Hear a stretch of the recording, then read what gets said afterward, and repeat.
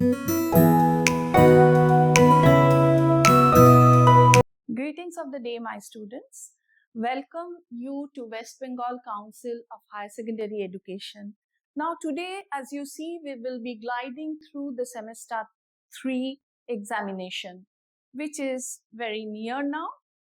And today we are going to discuss how to plan the examination, how to go for it, how to prepare for what you plan, and how ultimately you go and perform in the examination. So as you know, we have prose, verse, drama, and textual grammar you have, and the reading, unseen comprehension passage. So as we proceed, we will go into the details of everything. Now to speak about the marks, you know the full marks is 40 and you have 40 MCQ or multiple choice questions of various types, and each question carries 1 mark, and the time for the examination is 1 hour 15 minutes. Now the marks division, it is also given in the front pages of your realm textbook which you study. The night train at Deoli, it carries 4 marks of MCQ. Strong roots 3 marks, the bet 3 marks, Casuarina tree 5 marks, Ulysses 5 marks, and Riders to the Sea 5 marks. For textual grammar, we have 5 marks, and reading comprehension unseen, we have 10 marks. So this is the marks distribution. Now you must be thinking that why are MCQs so necessary? Like you have for the 12th class, you have semester 3 and 4, and you get the higher secondary marks combining both the semesters. Now let us know why MCQs are important. You know that after your 12th class, the higher education examinations you sit for, or the competitive employment exams that you sit for, are mostly multiple choice question answers. So MCQs build a knowledge which is based on critical thinking, and the practice of which will sharpen your thinking, and it will prepare you students for the exams you have to give in your life. Because you know, this is the application of knowledge in real life situations. It enhances your speed and accuracy. In MCQs, you are given options, and when you have to choose between the options, you have to think over all the options, you have to choose which is correct, and you have to delete that which is not at all appropriate to the question asked. So you have a lot of thinking process to be done. So you know, the MCQs, you can see it touches the different levels of thinking. You have to remember what you study, you have to understand the process of what you are studying, you have to apply your knowledge in various situations, and you have to analyze also the knowledge and the thinking. There should be a connection between the two. Then there is evaluation because you have to judge the exact and proper and the most correct option that has been given. And then there is your creativity. So through all these, what is creativity? Through your knowledge, through your application, through your analysis, you have to make something that brings out your creativity, what you are thinking within yourself and what is unique within yourself. That will be enhanced in the process of answering MCQs. So how should you approach towards an MCQ question? You have to read. Of course, reading is gaining knowledge. You have to identify, you have to connect it to the real life situation, or you have to connect it to you have to find out the relevance of your knowledge, and then you have to think over it. Then you have to eliminate what is not necessary, what is inappropriate to the question, and then compare it, because you know where comparison comes when you answer the questions, MCQs, you will see there may be two options, both of which seem to you that yes, this may also be correct. So you have to compare both of them and then you have to decide. So many faculties of your brain are used in MCQs, and that is the benefit of MCQs. Of course, it saves time in the exams because you don't have to write so much. Of course, writing is also very important. That's why you have your semester 4 where the descriptive part is given. And it covers a wide range of syllabus. You students have a misconception that because we have multiple choice questions, we don't need to read the passages well. We can sit there, look at the options and think. But it is not that, because you know, for choosing a correct option, you need that knowledge. So you have to extensively study that passage in details. So that, of course, covers a wide range of the syllabus. And objective and fair evaluation. For a descriptive writing, if I correct, if somebody else correct, there may be a difference in marking also. There may be a difference in the evaluation also. But when MCQ contains 1 mark and you do it correct, you will get 1 mark. So it is 1 mark even if I correct, if it is 1 mark if somebody else also corrects.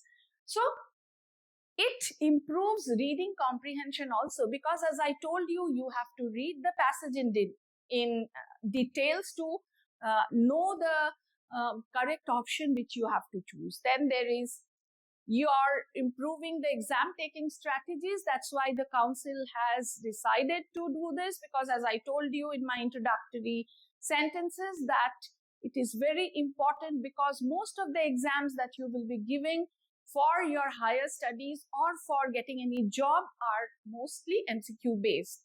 So that will build up your confidence. You will get to know the process in which you have to answer the questions, and you can prepare well for the competitive exams also.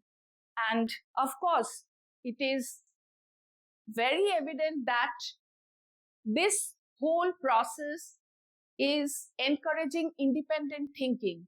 Because when you are writing a descriptive question, you may memorize something and then write.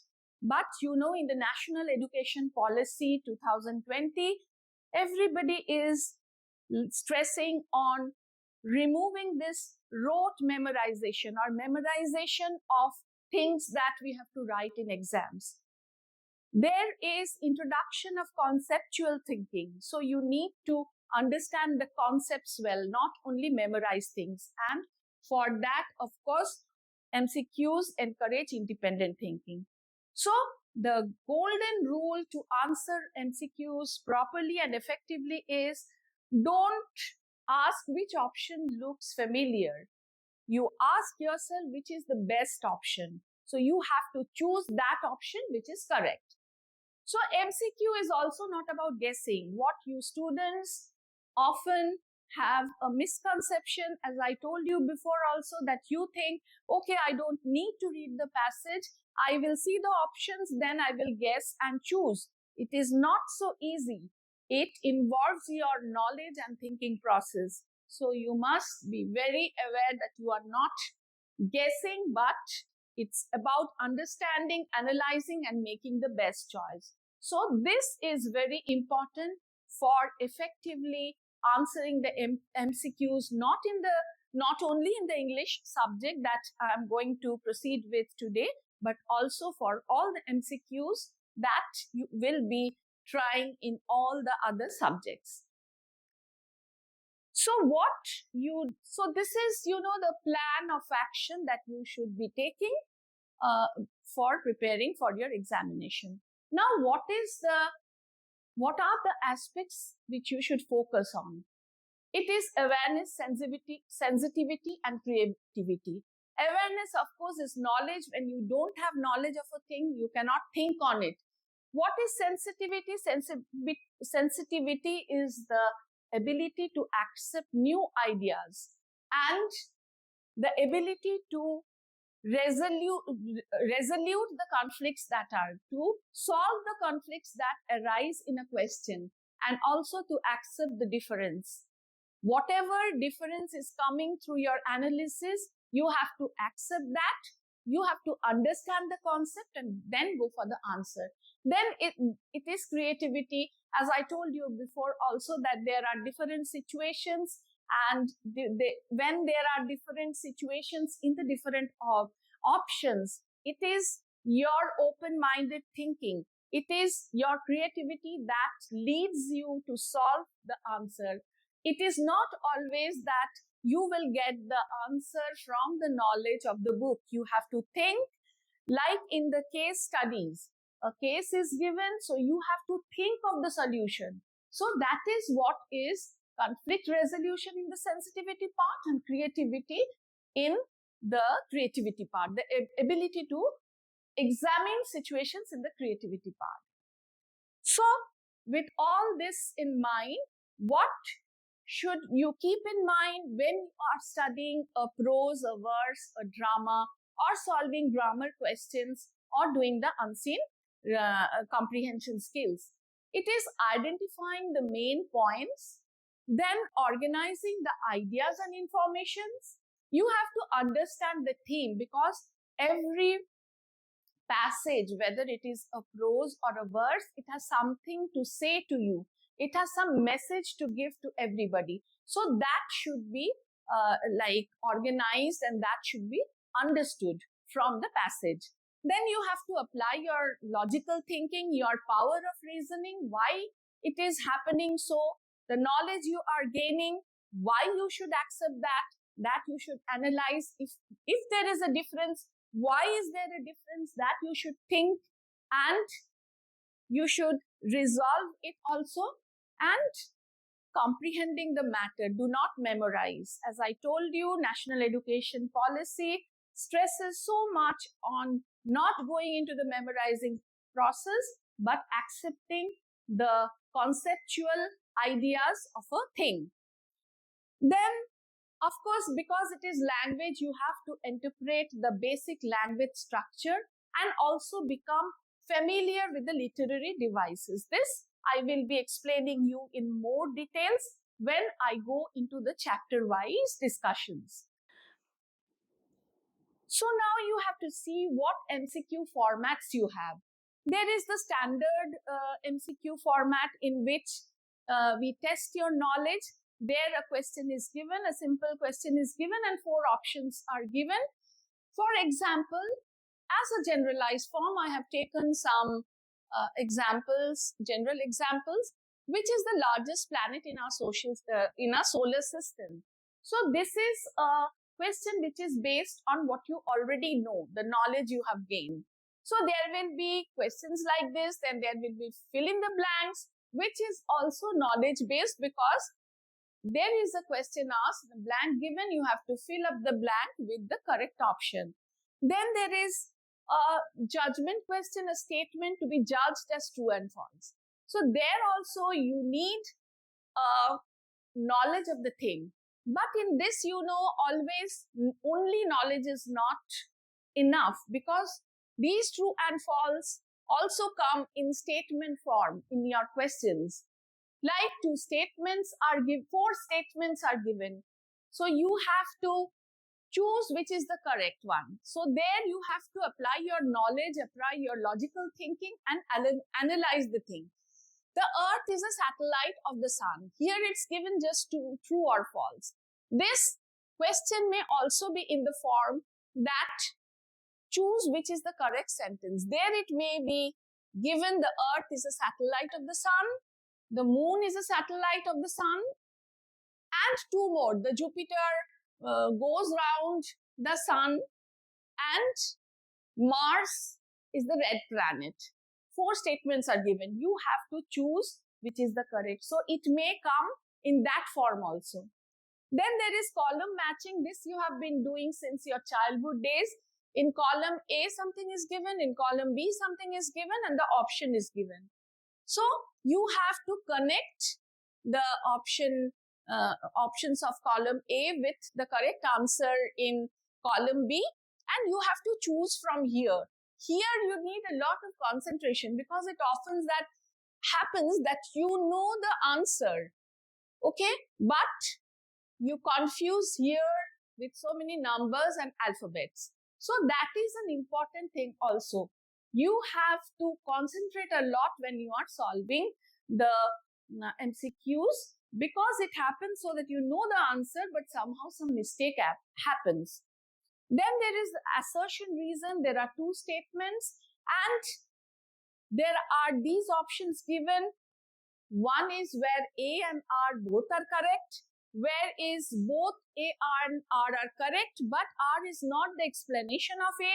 So here there may be two sentences, which may be, both of which may be correct, both of which may not be correct. And even if both are correct, it may happen so that these two are independent sentences and not depending on each other. So in that case, there is an option also that both A and R are true, but R is not the correct explanation of A. So here also you see the question pattern. You have to be very careful while answering and choosing. So then there is rearrangement. This is also a thing which you have been doing since childhood days, but this needs a lot of your knowledge as well as your power to arrange things. That means your logical thinking, your analysis, everything has to be applied here. Then there is a quick case-based question also, where there is a short passage or a case given. It will be from your passage, or it may be from the poem that you are studying. And then there will be a question which is mostly analytical and which usually focuses on the case that has been given, and the question that is given asks you to choose the correct option which explains the case that has been given most correctly. Then there are diagram-based questions. These may be in the form of pictures in your practical subjects. Here mostly it's in English, it's mostly some diagrams, like in the flow charts you have done, they give an arrow and describe a process or describe the flow of ideas that come in a passage. So in that, you have to choose the correct answer that explains the diagram that has been given.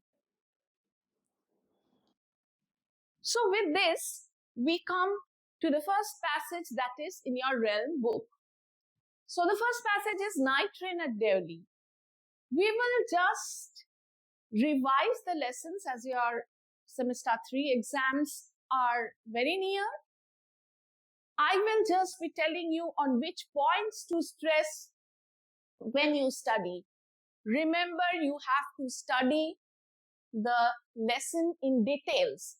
And when you study the lessons, these are some of the points that you have to keep in your mind so that when you are reading the lesson, you can think of these points. Like the author, of course, in anything you should be remembering the name of the author or poet. Here you know the setting is the Delhi railway station. There is a narrator in the story who meets a basket-selling girl. And then there is a bond created among them. And the story, as you know, circles around this silent attraction that develops within the narrator and the basket-selling girl. And then we see in the course of the lesson that the girl disappears and the story ends in a mysterious and incomplete way. We do not know what happened to the girl, but we see the narrator is much disturbed about the absence of the girl. So this is the storyline that involves the night train at Delhi. So this is a very sensitive story, and there are many literary devices. You know, in English, many figures of speech and many what we call literary devices are used to make the story or a poem much appealing to the readers. So we will see a lot of literary devices that has been used in Night Train at Delhi also. There is imagery. We know that there are vivid descriptions of the Delhi railway station, the tea stall that is there, the surrounding of the station, the silence that surrounds the station. Then there is symbolism. There is a train journey. This train is a representation of the journey of our life too. So the train journey here is not merely one person traveling from one station to another. It involves a lot of happenings which are not outwardly evident, but which happens in our thought process. So the bond between the narrator and the basket selling girl was such a bonding, such a symbolic thing in the story that, like a train journey, which finishes with one station, the journey of our life also contains many such things which are separated by time, which cannot be continued and which remains much mysterious and incomplete.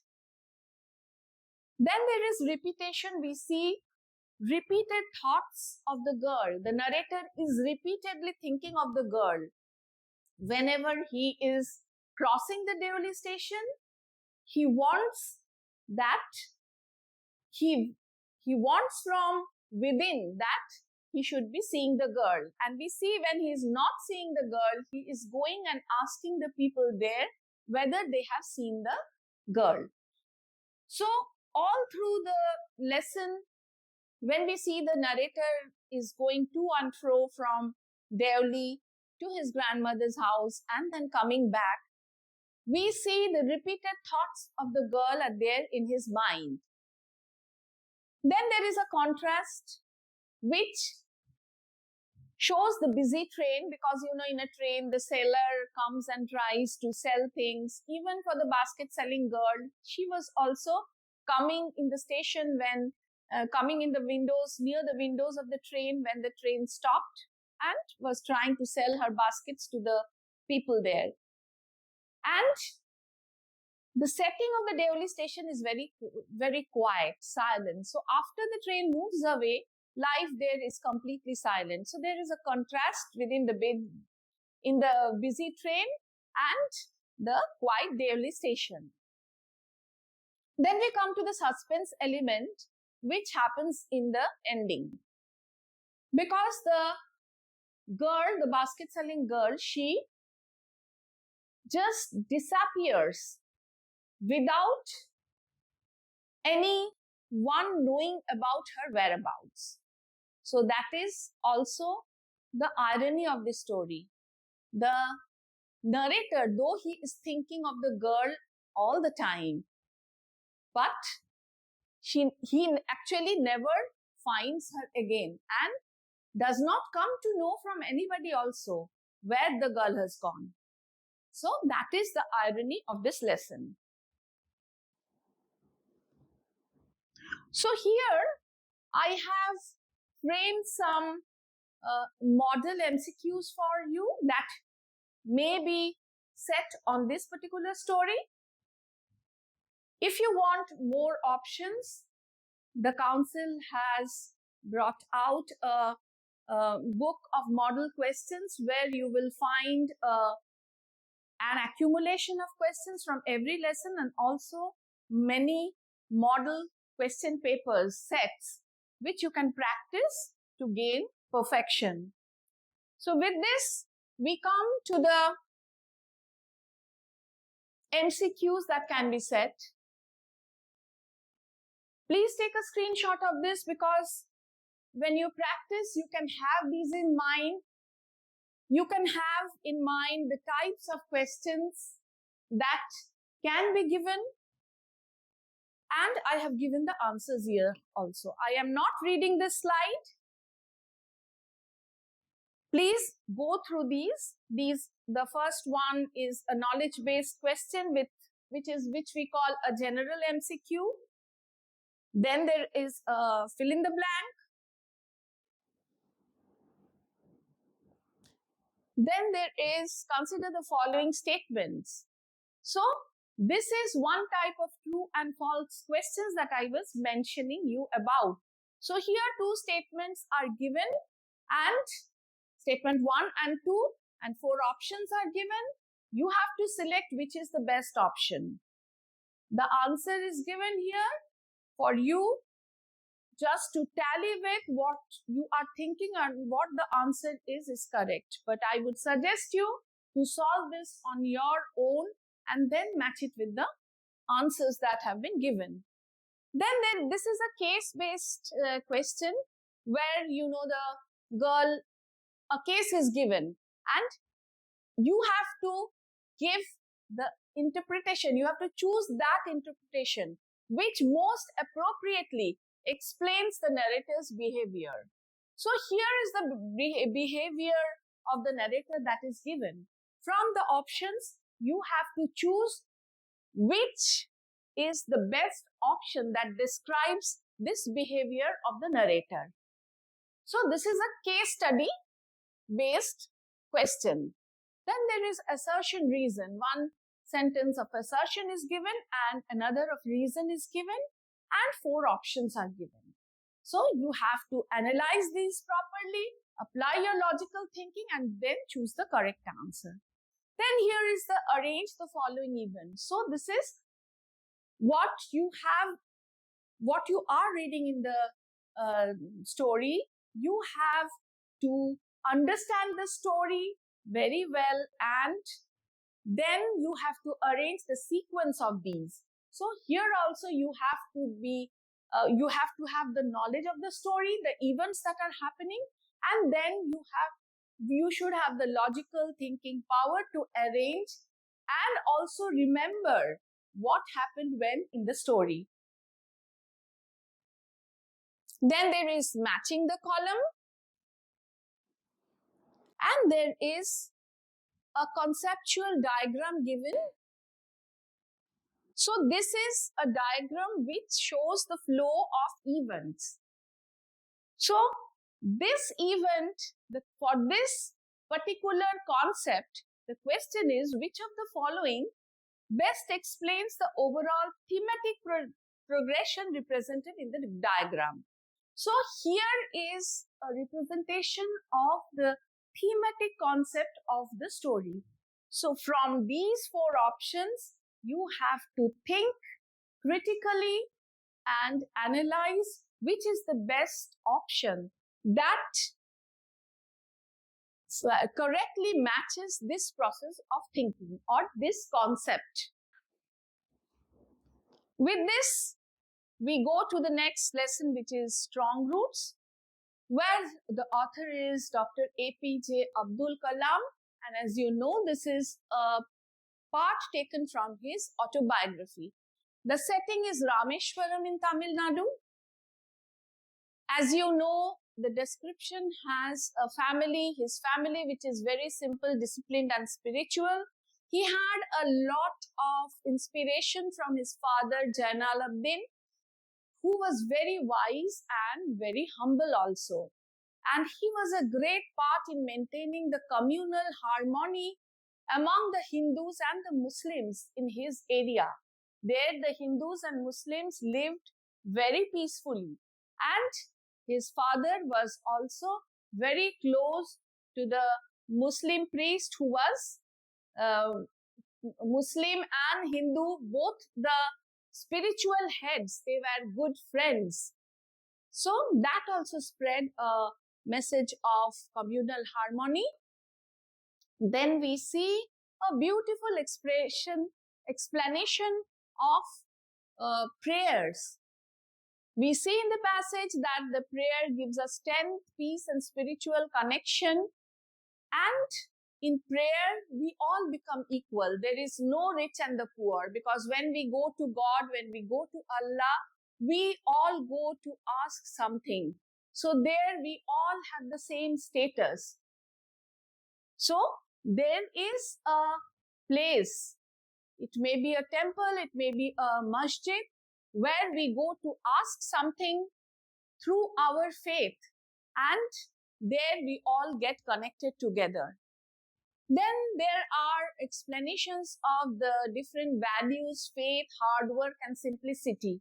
You must have seen in the passage how hardworking Kalam's father was. He woke up at 4 a.m., went working, brought so many coconuts together, carrying that heavy weight. So Kalam, even watching his father doing so much of hard work, says at the end of the lesson that even in the scientific work that he did, even in the works of space that he did, he got a lot of inspiration from his father's strong values and hard work, and also simplicity that he has seen all life. And that is the message of the story, that strong values and the roots. So why strong roots? Kalam's father was a man of simplicity and great values, and Kalam learned a lot from him, learned a lot from the roots. Our parents are our roots. You know, in a plant, the roots hold the plants together, big trees together. So for a tree to grow very big, we need very strong roots to hold them. So similarly, you need great values to make a great person. So that is why the lesson strong root, the name is very, very relevant, and it gives a message of strong values and roots that can shape everybody's life in a successful manner. So to speak of the literary devices, we have autobiographical element, we have imagery which gives vivid description of Rameshwaram. Anecdote is a personal incident that conveys many life lessons. All through the lesson, you will see Kalam having conversation with his father, or his father conversing with somebody else, or Kalam giving the example of some conversation that happened between his father and others to tell us about important life lessons. So that is an anecdote. So here about symbolism, I have already spoken what the root symbolizes here. Then there is very much contrast in the story, telling us about spiritual richness and material simplicity. You do not need a lot of money to be rich in your mind. To be rich in your mind, to have strong values, you may or may not have money. But you should have strong values, strong moral values in your life. You should think of others. You should think of the good of others, not about harming others. Only then we can gain spiritual richness. So that is very much stressed in this lesson. And there are dialogues, as I told you, there are many conversations from which we come to know about very big concepts in life. And there is allusion also. There are references to religion. There are references to the faith of our religion, because we see many people who were sick and having problems at home. They were bringing bowls of water to Kalam's father, and they believe that if he touches them, they will get cured. So that is the faith of religion. So when we also go to our God, we go with this faith and this belief that something good will happen to us. So with this, we go to the next lesson, which is the bet. This is also a very interesting lesson on a challenge or bet between a lawyer and a banker. And this also stresses on the importance of spiritual richness. And this story also tells us how important spiritual wealth is. And at the end of the lesson, we will come to the same point again. Let us go through this. The author is Anton Chekhov. There is a banker and a young lawyer who argue whether a death penalty is better or a life imprisonment is better. For death penalty, a person who does some crime is given the punishment of death, and in another, there is life imprisonment, like putting that person in total confinement, total loneliness for a certain period of time. So there was a challenge where the lawyer agrees to a 15 years of solitary confinement for 2 million of rupees. So here, the lawyer in the story, he said that life imprisonment is better than death. If death happens, everything is over. So there is a money, like for the bet, the money amount that had been kept was 2 million. So it was decided by the banker and the lawyer that if the lawyer can complete 15 years of solitary confinement, he will get 2 million. So he was put in isolation, and you have seen how he spent the time in his confinement by reading a lot of books, studying philosophy, learning new languages, and at the end of it, he gradually realizes that money and worldly pleasures are meaningless, because he was finding himself that in the confinement, when he was learning a lot of books, the world was so open to him. So, my students, books are our best friends. So, in different type of books, we can go through and wander through a lot of topics that the author writes for us. And we have a lot of philosophies to find with them. So, the lawyer, in the course of time, understood that worldly pleasures are nothing, because he was having no problem staying in the confinement. So, at the ending, he leaves the prison shortly before the deadline, rejecting the money. So that at the end of his 15 years, he thought that I don't need the money anymore. I am so rich in my mind that money is not necessary for me anymore. So he does not complete the confinement time, because if he does not complete it, he won't be getting the money. So he rejects the money. And the banker, who was actually trying to kill the person, kill the lawyer so that he doesn't have to give the money, was feeling very ashamed of his own thoughts. And at the end of it, through all these happenings, the story gives us the message that material wealth is very temporary, because at the end of 15 years, the lawyer got enriched by reading books of philosophy, language, and spending his time like that. But the banker, who was very proud of his wealth during these 15 years, lost all his wealth. So we can very well understand that material wealth is temporary, but knowledge, wisdom, and spiritual freedom are much more valuable.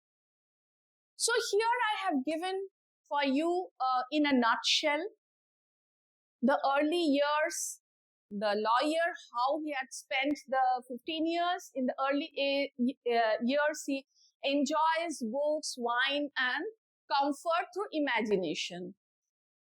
At the end of the 5th year, he is studying languages, literature, and philosophy. So, all the 15 years, I am not reading it out. The slide is in front of you. Take a screenshot and remember this in this manner, because this will let you know the spiritual development of the lawyer during his confinement years. And then there are the literary devices used. Irony is the banker risks the money, but the lawyer actually rejects it. When he gets that material wealth, he has no need of that money wealth. So the bet What does it symbolize? It symbolizes the human greed and materialism. So, what do we learn at the end of it? That human wealth, human greed and materialism actually gives no mental peace. One who is rich in mind can only attain that peace. Contrast is wealth and worldly pleasure versus spiritual wisdom. This all through the lesson, this message is only given, this contrast is only given. So in allusion, we know that the books that we saw the lawyer reading, much of them were from the religious and philosophical works. Imagery is the description of the lawyer's isolated life that has been given in very nice details. Foreshadowing is the lawyer's changing attitude hints at the ending. So, foreshadowing is a literary device which, through a person's behavior, we come to know what is going to happen. So, when we were seeing the spiritual development of the lawyer, we could very well imagine that the lawyer was losing any value for that money. He did not want that money at all. So his behavior only tell that he was losing interest in the money. He did not want the money. And the satire is on the society, which actually criticizes the society's greed for wealth and the importance of wealth. We seem to give more importance to people with wealth. So that is not actually the thing. What is important is the spiritual wealth of a person. So the satire is, it criticizes society's obsession with money and material success. With this, we come to the poem part where the Casuarina tree by Tarudat. It shows a big Casuarina tree which symbolizes the poet's childhood memories, and she's having a lot of nostalgia thinking of that tree.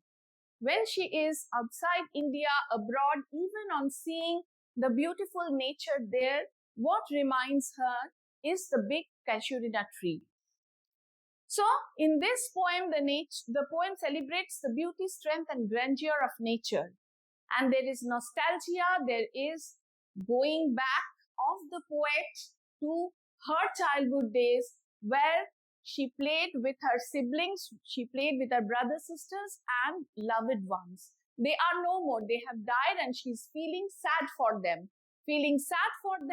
Yet when the tree takes her to that time, she goes back to that moment, and that makes her feel happy. So here also we see at the end of the poem that the poet is wanting to make this poem immortal, because if this poem becomes immortal, we can come to know about the tree. The Casuarina tree will also become immortal. So through the tree, her nostalgia is so evident, and she wants that nostalgia and that happy moment to remain forever among everybody who is living now. That's why she wants her poem to preserve the tree in such a manner that the memories remain forever. So here, what is the message? Love, memory, and poetry can become immortal, and they can overcome the passage of time. We know that time and death finishes off everything. But if a poem remains, that poem can continue keeping that memory in people's mind forever. That's why we are reading and discussing that poem now. The poem is conveying that immortality of the poet's thoughts. So here the literary devices are, similarly we see that like a huge python, a creeper is going round the Casuarina tree. But the Casuarina tree has so much grandeur that even a python-like creeper can do nothing to it. It is alive. So then there is personification. We see the poet is telling the giant wears the scarf. Scarf, we human beings wear scarves. So when a quality of human being is given to some something other than, I cannot say inanimate object, because of course tree has life.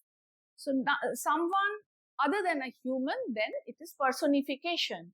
The tree has been given a human quality. Then alliteration is crimson clusters, the repetition of the C sound. In many places you will see, for a musical effect to come out, these repetition of sounds are often used by the poet.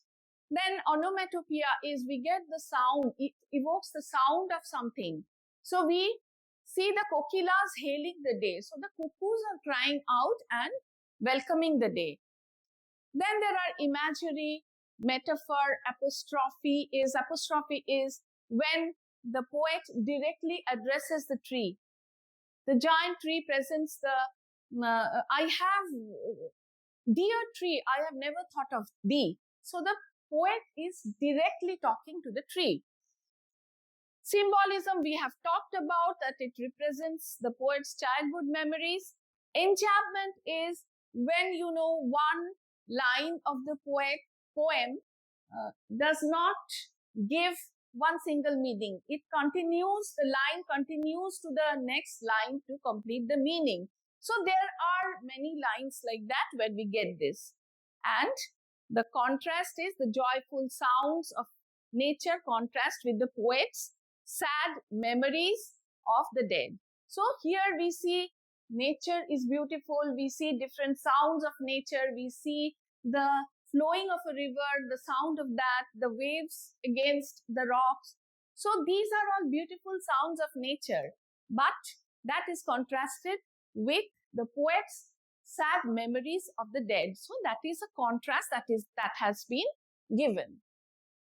So here we have Ulysses, where we see the legendary Greek hero Ulysses, very restless for his adventure, and he, under his leadership, wants all the sailors to continue their journey. Ulysses has won a big war, and after many days he is returning to his home, but he rejects the comfort of his home and he wants to go out again for more adventures, even though he is very old. So here the message of the poem is never stop learning or exploring and striving for greater goals. This, I would tell you, my students, to be the motto of your life also, because even we teachers, after so many days of teaching, we have so many things to learn from each of our students. So everything in life gives us a lesson. So never stop learning from everything that you see around and exploring things. So there is a very nice line in the poem: to strive, to seek, to find, and not to yield, not to stop. So what the message I have written there: never stop learning, exploring, and striving for greater goals, that the poet Alfred Lord Tennyson has given through the mouth of Ulysses in this line. So you should be knowing that this, the whole of the poem is a dramatic monologue where Ulysses speaks aloud, his thoughts aloud, to an unidentified person. We do not know to whom he actually speaks. And we see here the personification device also, where the sea is at times given human qualities. There is a metaphor where life is represented to an endless journey, and we take Ulysses taking that journey. He doesn't want to stop the journey till he is alive. There are alliterations for making the poem sound more rhythmic. There is use and repetition of the consonant sounds that creates a rhythm in the poem. There is vivid pictures of travel, sea, and adventure. Then there is symbolism, because the journey itself represents life. life is also a journey, and that is a constant, that has been a constant message in most of literary works, because even in the night train at Deoli, we see the train represents the journey of life. So here also we find enjambment where the ideas do not stop in one line itself. Ideas flow across a line without any pauses. It may look like prose at times, but the ideas flow across lines to complete the meaning, even if it's a poet. And there is a contrast also, because we see active adventure taken up by Ulysses, and he goes into the sea again in spite of his old age, but he has a peace, but his wife is left behind. His wife Penelope is left behind with peaceful domestic life. So here the characters are Ulysses, Telemachus, Penelope. Penelope is a very important, as I was telling you, she was a faithful wife and queen of Ithaca, and she represents the domestic comfort and the domestic peaceful life that has been contrasted with Ulysses's adventurous life. So Penelope's character here symbolizes peace and stability that Ulysses leaves behind. So here I have put some questions for you also, along with the answers that may come from the poem section. And there are all types of the MCQs that come in your questions. Go through these. I am not reading out the slides. You can make screenshots and solve these. And of course, in the comment section, if you have any problem, you can ask questions and we are ready to answer. So this is rearrangement, and there is column matching, and there is one flow chart also which represents a conceptual diagram, and there is a question on identification of the expression like the literary devices or figures of speech. Please remember the figures of speech when you read a lesson, when you read either a prose or a poem, because this is very important to studying language and literature.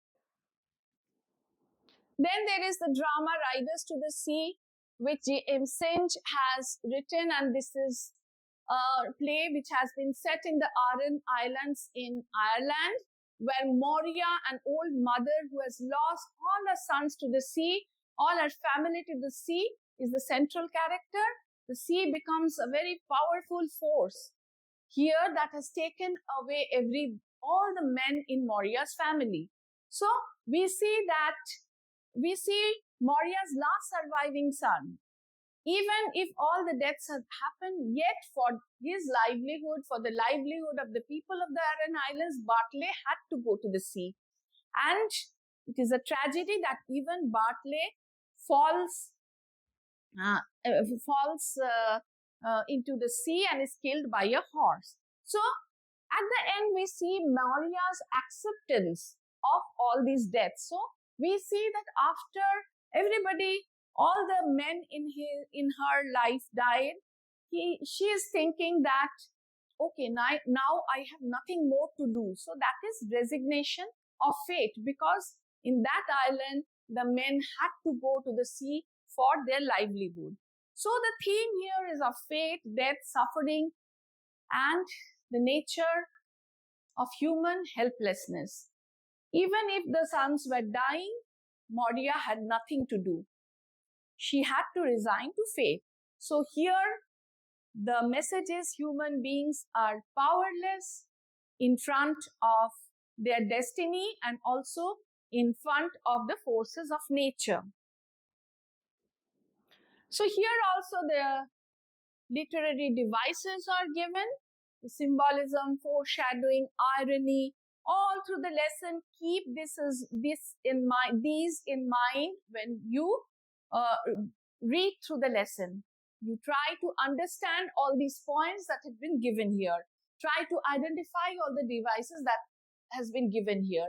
So while reading, this recapitulation only appeals to all your students to read the passage in with this point of view, so that will prepare you well for your answering abilities of the MCQs.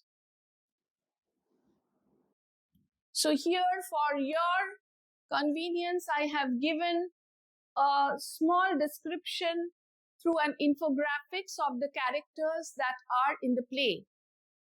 And the C, remember, though is not a character. The C is the silent pivotal power that controls the whole play. The C is actually everywhere.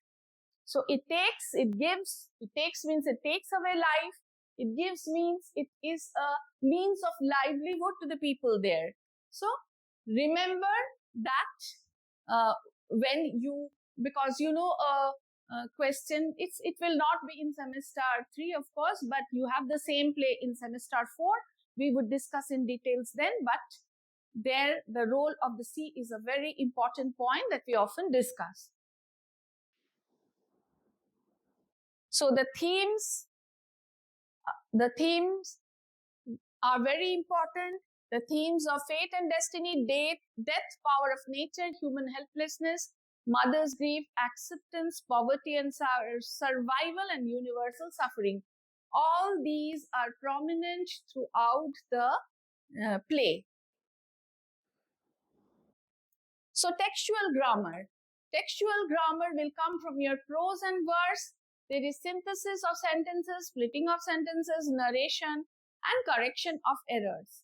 So what you have to remember for grammar is whatever is given, you have to choose that option that exactly keeps the original meaning intact. For transformation of sentences, no meaning should be changed, and mark the tense, the pronouns, the verb, the action verb. So eliminate the options that sound more awkward and it breaks the basic rules. So for grammar, you have to have an understanding of the construct and understanding of the process, the guidelines that rule the grammar laws. So you have done all these types of grammar in your previous classes. So go through those again, and I'm sure you can choose the correct options very efficiently. So I have given here some grammar examples also, which you can keep in mind, like which will guide you to what type of grammar may come. Again, I'm not reading it out. Please take screenshots and go through these. Choose the sentence that is grammatically correct. That means correction of errors you have to do there. These types may come where you have to choose which one is grammatically correct sentence. So for reading comprehension unseen, this also you have been practicing since your lower classes. So here you have to read the question carefully before searching the passage for answers. What you do is you try to see the questions in the beginning and try searching for answers. Don't do that. Read the passage carefully and calmly at first. Try to get a grip of the meaning that the passage is trying to give you. And passages, you know, it can come from anywhere and under any topic. So whatever comes, try to grasp the meaning, the theme of the lesson. If you don't understand a line, the law is to read the previous line and the following line and get an idea of what that line or a word that you are not understanding is trying to give. It is not that we know all words, but we have to try and find the meanings, the themes, the meaning of the themes, the message of the lesson. And for that, we have to do calm and careful reading. So do that first. Read, understand, then locate the line. Then think after that answer. And after answering, check your answers again, whether you are analytically correct. So with this is a picture of the topic-wise question bank. This will be very helpful for you. Everywhere in the regional offices all over West Bengal, this book is available. If you can get hold of this book, you can practice a lot, because as I've written here, practice does not make perfect. Only perfect practice makes perfect.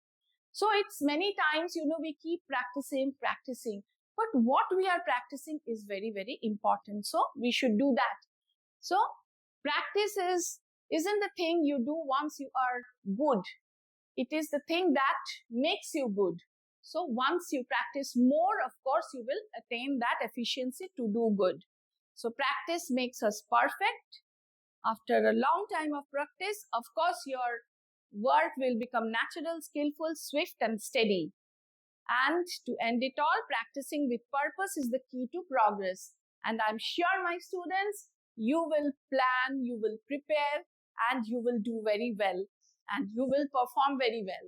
With this, I thank you very much, and you should remember that deep and active learning leads to better retention and application. So read deeply, read with a calm mind, read analytically, as we have discussed today, and understand the concepts. Do not memorize only.